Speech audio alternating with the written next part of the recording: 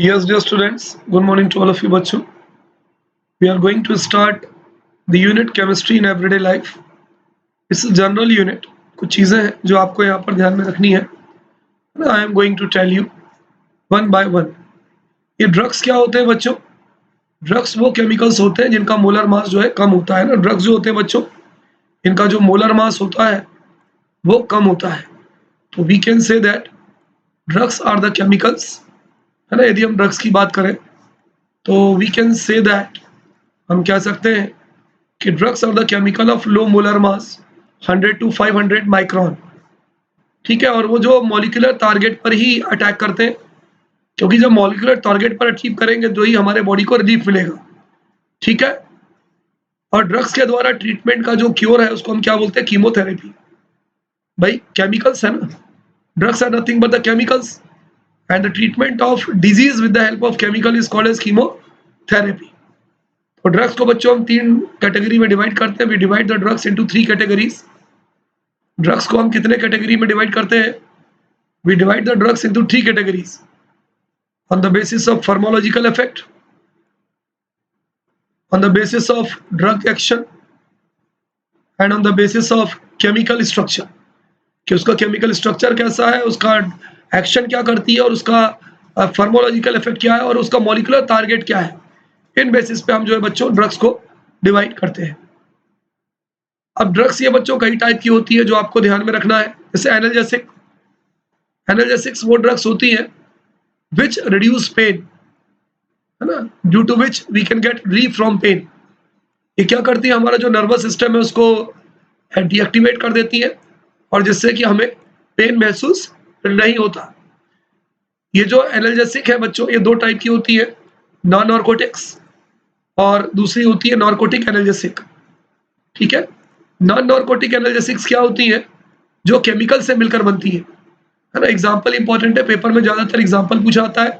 Aspirin है, paracetamol है, ये सब एनाल्जेसिक भी है, एंटीपायरेटिक भी है, फीवर रिड्यूसिंग. एनाल्जेसिक किसे बोलते हैं? Which make relief from pen.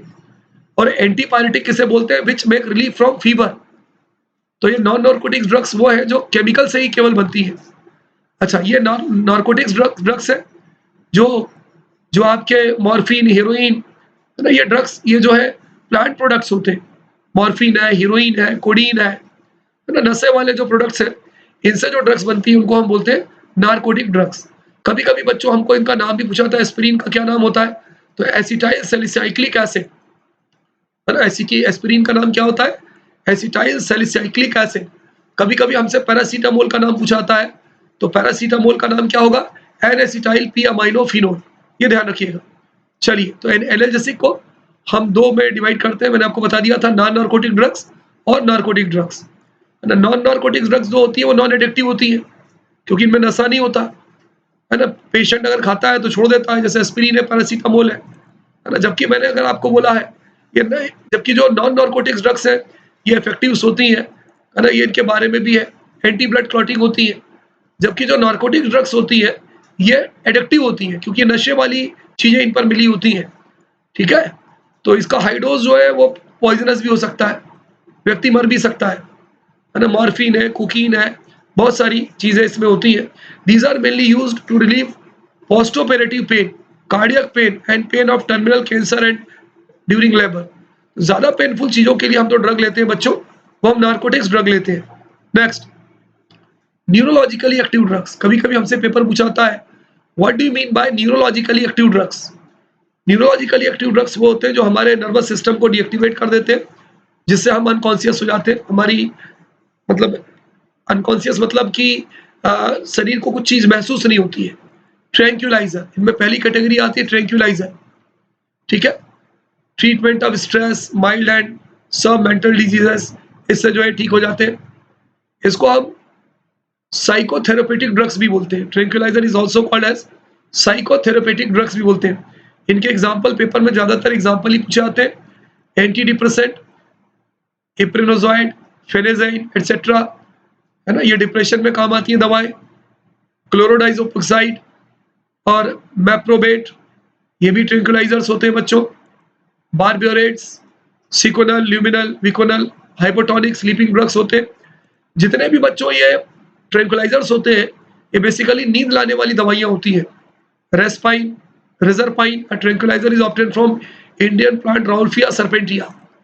एक प्लांट होता है राउल्फिया सर्पेंटिया, उससे रिजरपाइन मिलता है, ये भी एक ट्रैंक्विलाइजर होता है ना। ट्रैंक्विलाइजर के बारे में ये और भी कुछ इंफॉर्मेशन है जो आपको पढ़ना है तो या पढ़ लीजिएगा। एंटीसेप्टिक क्या होते हैं बच्चों, है ना। एंटीसेप्टिक हीलिंग वुंड्स, जो बैक्टीरिया को मारकर हमारे घावों को भरते हैं, उन्हें हम एंटीसेप्टिक्स कहते हैं, ठीक है।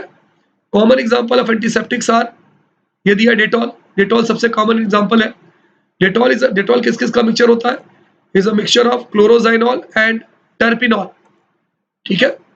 2 to 3% solution of iodine in alcohol water is called tincture of iodine. ये भी पेपर में पूछा जाता है कि भाई टिंचर ऑफ आयोडीन ये भी एंटीसेप्टिक होता है, ये क्या होता है, तो ये लिखा है 2 to 3% solution of iodine in alcohol, है ना। आयोडोफॉर्म को भी यूज कर सकते हैं। अगला टॉपिक है डिसइंफेक्टेंट। देखिए बच्चों, अगर घावों को ठीक करने में यूज हो रहा है तो एंटीसेप्टिक है, और यदि पोछा वगैरह लगाने के लिए यूज होता है, क्लेंजिंग करने के लिए यूज होता है, तो वह डिसइंफेक्टेंट है। These are the chemical substances also kill microorganisms and stop their growth, but these are harmful for living tissue. इसको हम चोट वगैरह पे नहीं लगा सकते। हम एंटीसेप्टिक को तो यूज कर सकते हैं ऑन द वुंड्स, लेकिन हम डिसइंफेक्टेंट को नहीं कर सकते। इसको हम applied on inanimate objects like floor, drainage system, toilets, instrument etcetera, इन पर हम इसको यूज कर सकते हैं, है ना। अब देखिए, हम एक ही चीज से हम एंटीसेप्टिक भी बना सकते हैं और उसी चीज से हम आपका डिसइंफेक्टेंट भी बना सकते हैं। कैसे, अगर हम 0.2% फिनोल का सोल्यूशन लें, फिनोल का, तब तो वो एंटीसेप्टिक हो जाएगा, यानी हम अपने चोट वगैरह, घाव वगैरह भरने के लिए यूज कर सकते हैं। लेकिन अगर हम वही 0.2 से रिड्यूस करके 1% ले लें तो वो डिसइंफेक्टेंट हो जाएगा। क्या हो जाएगा बच्चों, डिसइंफेक्टेंट हो जाएगा। चलिए आगे बढ़ते हैं। एंटी माइक्रोबियल हो गया, ठीक है। Anti fertility drug, anti microbial drug क्या होते हैं, inhibit the pathogenic action of microbes such as bacteria, fungi, parasites. Anti fertility drugs क्या होते हैं बच्चों, फैमिली प्लानिंग के लिए यूज किए जाते हैं, टैबलेट के फॉर्म में भी use. Anti fertility drugs means in which the women are unable to produce their children, they use such a medium through which their fertility is being checked, है ना। उनकी बच्चों की पैदा करने की जो क्षमता है वो कम हो जाती है। कुछ ऐसे मेडिसिन से भी है। Chemical compounds which are used to prevent unwanted pregnancies in women are called anti-fertility drugs. Birth control pills, दवाओं के टैबलेट के फॉर्म में भी आता है, फॉर एग्जांपल, है ना, which contain a mixture of synthetic estrogen and progesterone derivatives. अब दवाओं के नाम अगर पूछे तो नॉर्थिंड्रोन, इथाइल एस्ट्रेडियोल, नोवेस्ट्रॉल, माइफेस्ट्रॉन। तो बच्चों कभी कभी ये दवाओं के नाम भी हमसे पूछे जाते हैं। एंटीबायोटिक, एंटीबायोटिक क्या होते हैं बच्चों, these are the chemicals which are wholly or partially by chemical synthesis. Antibiotic को लाइफ सेविंग ड्रग्स भी बोलते हैं, बहुत बड़ी बड़ी बीमारियों को यूज करने के काम में आते हैं बच्चों, ठीक है। एंटीबायोटिक दो ग्रुप में हम क्लासिफाई कर सकते हैं, बैक्टीरियल एंटीबायोटिक और बैक्टीरियोस्टेटिक एंटीबायोटिक, ठीक है। ये वाला एंटीबायोटिक क्या करता है, माइक्रोऑर्गेनिज्म्स को मार देता है, और एग्जांपल है पेनिसिलिन, ऑफ्लैक्सिन। और बैक्टीरियोस्टेटिक एंटीबायोटिक क्या होता है कि जो ग्रोथ ऑफ माइक्रोऑर्गेनिज्म्स को कम कर देता है। इसके एग्जांपल ये है। अच्छा, रेंज के बेसिस पर बच्चों हम एंटीबायोटिक को दो कैटेगरी में डिवाइड करते हैं, पेपर में क्वेश्चन आता है, ब्रॉड स्पेक्ट्रम एंटीबायोटिक और नैरो स्पेक्ट्रम एंटीबायोटिक। इन दोनों में अंतर क्या है, देखिए, ऐसा एंटीबायोटिक जो बहुत ज्यादा रेंज में बैक्टीरिया को लेके इफेक्टिव रहता है, ग्राम पॉजिटिव और ग्राम नेगेटिव बैक्टीरिया को लेके इफेक्टिव रहता है, उसे हम ब्रॉड स्पेक्ट्रम एंटीबायोटिक कहते हैं। एग्जाम्पल दिया है बच्चों, एम्पेसिलिन, एमॉक्साइलिन एक्सेट्रा। नैरो वाला क्या होता है, विच इज इफेक्टिव इधर ग्राम पॉजिटिव और gram negative. Broad spectrum gram positive और ग्राम नेगेटिव बैक्टीरिया दोनों को किल कर देता है, दोनों को रोक देता है। लेकिन नैरो वाला क्या करता है, या तो ग्राम पॉजिटिव को रोकेगा या ग्राम नेगेटिव को रोकेगा। Example penicillin G, antibiotic which are effective against only one single organism और disease are referred to as limited spectrum antibiotic. तो narrow spectrum antibiotic is also called as narrow spectrum antibiotic. ये बहुत important topic है बच्चों। Broad spectrum antibiotic यानी जो gram positive gram negative दोनों को रोकता है, एग्जांपल वेन है। और नैरो स्पेक्ट्रम मतलब जो कि दोनों में से किसी एक को रोकता है। नैरो स्पेक्ट्रम को हम लिमिटेड स्पेक्ट्रम एंटीबायोटिक भी कहते हैं। एंटासिड क्या होता है बच्चों, हमारे पेट में कभी कभी एसिडिटी बढ़ जाती है। एसिडिटी बढ़ने का मतलब ये होता है कि pH <7 7 से कम हो जाता है। तो कोई ऐसा केमिकल या कोई ऐसा सब्सटेंस जो हमारे बॉडी में पीएच वैल्यू को रेज करता हो, बढ़ाता हो, जिससे कि पेट के अंदर एसिड HCl की क्वांटिटी कम होती है, उसे एंटासिड कहते हैं। The chemical substance which eliminate the excess of acid present in stomach and raise the pH to appropriate level are called antacids. है ना? एग्जांपल क्या है? Sodium hydrogen carbonate which is also called as milk of magnesium. है ना? ये तो बच्चों ये कॉमन एंटासिड्स होता है। दूसरा एल्यूमिनियम और मैग्नीशियम के आपके हाइड्रोक्साइड रेनिटीरीन। ठीक है, तो ये सारी चीजें आप लोग अच्छे से पढ़ लीजिएगा। चलिए अगला एंटीहिस्टामिन। बच्चों एंटीहिस्टामिन क्या होता है? यू नो कि हम लोगों को एलर्जी होती है, किसी को धूप से एलर्जी होती है, किसी को सुगंध से एलर्जी होती है, किसी को ठंड से एलर्जी होती है। एलर्जी का मतलब क्या होता है कि different type of person are sensitive to different atmospheric condition. ऐसा क्यों होता है? क्योंकि उस पर्टिकुलर कंडीशन के कारण उनकी बॉडी के अंदर एक केमिकल जनरेट होता है जिसे हम बोलते हैं हिस्टामिन। लिख लीजिए उस केमिकल क्या बोलते हैं? हिस्टामिन। और उस हिस्टामिन के कारण ही हमें एलर्जी आ जाती है। त्वचा पे चकत्ते पड़ जाते हैं, रेसे पड़ जाते हैं, खुजली होने लगती है, बुखार होने लगता है, खांसी होने लगता है। तो चाहे वो फीवर हो, चाहे वो कफ हो, चाहे वो कोल्ड हो, ये सारी के सारे हिस्टामिन के कारण होते हैं जो हमारे बॉडी के अंदर मास्ट सेल के द्वारा प्रोड्यूस होते हैं। लिख लीजिएगा, it is produced by the means of mast cell. हमारे बॉडी में बच्चों एक विशेष प्रकार के सेल्स होते हैं जिन्हें हम बोलते हैं मास्ट सेल्स, और इस मास्ट सेल्स के ही कारण जो ये हिस्टामिन प्रोड्यूस होता है। ठीक है, so the chemical substances that interfere with the neural action of histamine in our body are called antihistamine. ठीक है, तो the drugs compete with the histamine, मतलब वो हिस्टामिन के फॉर्मेशन को रोक देता है। For binding site with the receptor where histamine influence the effective, histamine को बांध देता है। एग्जांपल क्या है? सिट्राजीन और टर्फेनेडीन एटसेट्रा। ठीक है, और भी कई एग्जांपल से पढ़ लीजिए। केमिकल इन फूड, है ना, इसको हम क्या बोलते हैं? प्रिजर्वेटिव्स। बच्चों आपको याद हो कि while cooking our food we use certain chemicals such as we use salt, we use oil, we use acetic acid, that is सिरका, है ना। तो these are called as preservatives, जो हमारे खाने को बचाते हैं और जल्दी उनको सड़ने गलने नहीं देते। तो preservatives क्या होते हैं बच्चों? The chemical substances which prevents the growth of microorganisms on food and save it from spoilage are called preservatives. Common food preservatives क्या हो सकते हैं? सॉल्ट हो सकता है, शुगर हो सकता है, विनेगर हो सकता है, ऑयल हो सकता है ना, आपका सोडियम बेंजोएट हो सकता है। ठीक, चलिए स्वीटनिंग एजेंट क्या होता है बच्चों? जो हमारे फूड प्रोडक्ट्स को मीठा करता है। आर्टिफिशियल भी होता है और नेचुरल भी होता है। नेचुरल में शुगर है, जैगरी है, गुड़ है। आर्टिफिशियल में कौन सा होता है? एस्पार्टेम, है ना, एस्पार्टेम होता है बच्चों। इनकी कैलोरीफिक वैल्यू 0 होती है बच्चों, इनकी कैलोरीफिक वैल्यू 0 होती है, तो they do not have any nutritive value, they just add taste to the food items. ना आप लोगों ने सैकरीन का नाम सुना होगा। एस्पार्टेम शक्कर की artificial sweetener and is about 100 times मतलब स्वीटर देन शुगर। शुगर से 100 गुना ज्यादा मतलब कहना चाहिए कि मीठा होता है। अब ऐसा एस्पार्टेम की सबसे खास बात क्या है कि इसको हम केवल ठंडे खाने में ही मिला सकते हैं। It is limited to add only the cold food and soft drinks as the structure of aspartame gets decomposed at high temperature. अगर मान लीजिए एस्पार्टेम को हमने किसी खाने में मिलाया और उसको हम गर्म करेंगे तो उसकी मिठास जो है वो निकल जाएगी, because aspartame get decompose at high temperature.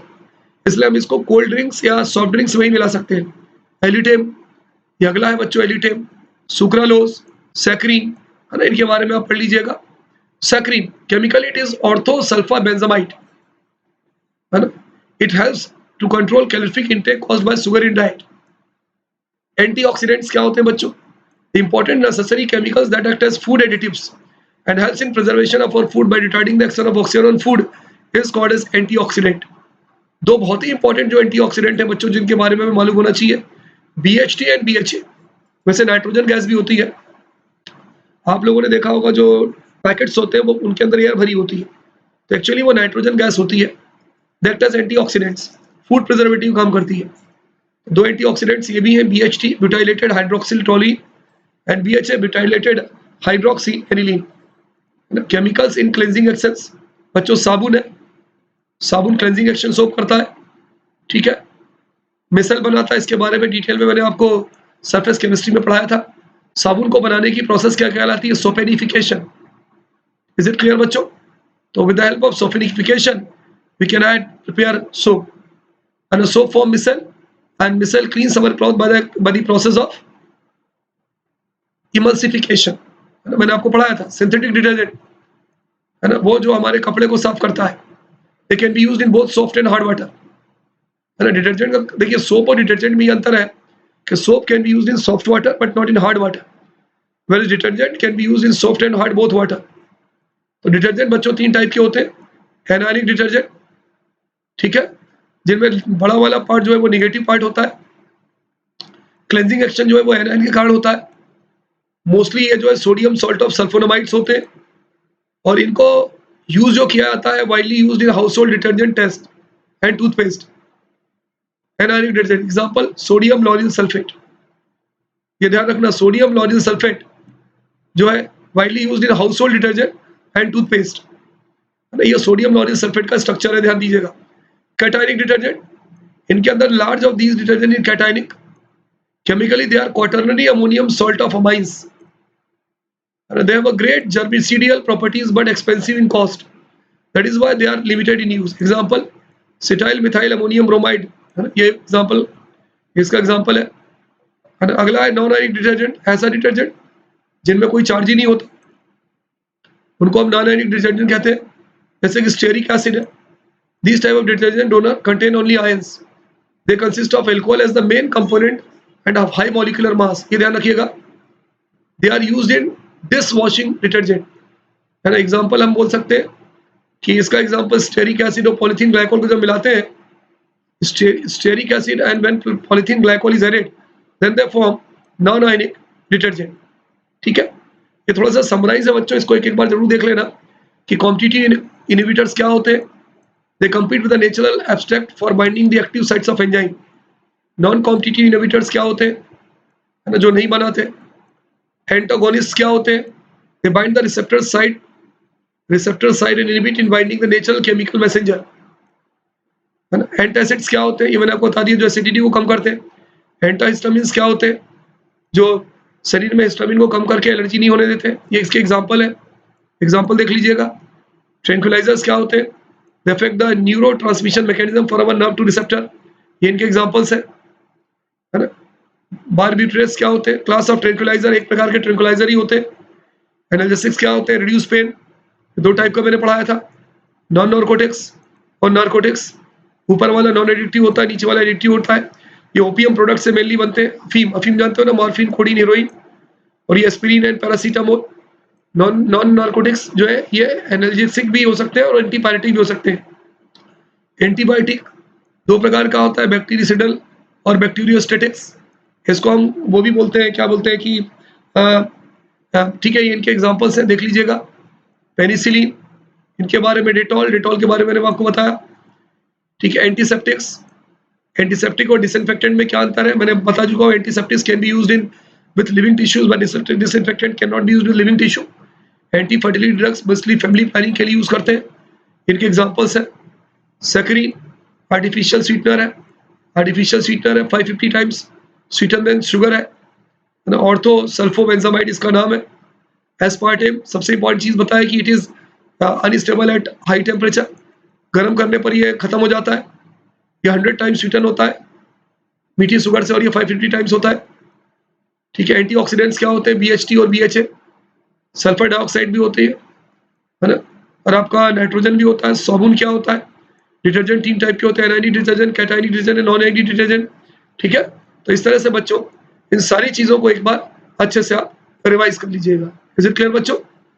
चलिए, in our next segment we will see what, tell to me, we will see that is its MCQs. Okay.